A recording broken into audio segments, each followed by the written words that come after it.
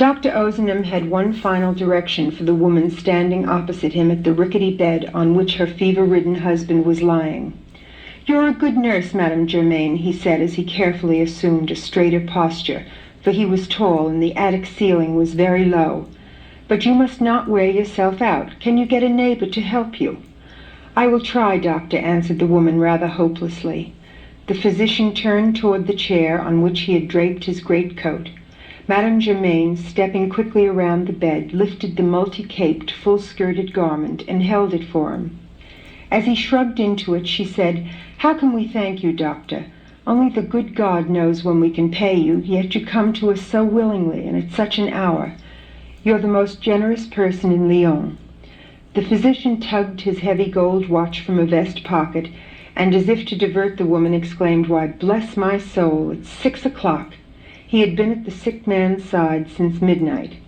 He looked toward the poor room's one small window, now brightening with the day's first dim light. The window pane was broken, and a rag, stuffed into the opening, kept out the cold March rain that had been falling steadily through the night. He paused a moment in deep thought. Then he said, "Madam, I ask only one reward, your prayers. My youngest boy is close to death. I feel that only a miracle can save him." "Ah, doctor, I will. I'll pray for him constantly as I pray for my husband. And to think that you left your son to come to us." "I could do nothing more for him," said the physician, "and your husband's health is also my obligation. I will return this evening, or—" he hesitated as the pain of a dread foreboding seared his heart. "If I cannot come, I shall send a colleague."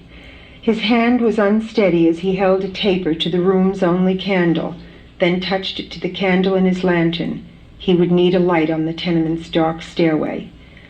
"In the meantime, madam," he continued, after he had slowly closed the lantern and regained his composure, "let my little Frederick share your petitions. Monsieur Germain is a strong man. With nature's help he should soon recover, but divine providence alone can save my son." He bowed a silent farewell and began to pick his way down the 5 flights of stairs to the street.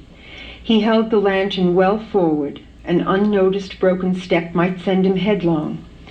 When he reached the cobblestone pavement, down which the water ran in scores of tiny rivulets, he snuffed the lantern's candle, then hastened along the narrow street toward his home. His heart was sick and leaden with the premonition of death. Frederick was now too weak to recover, he told himself, and he would make the 8th they had lost. The others had died in infancy, victims of the dread diseases of childhood.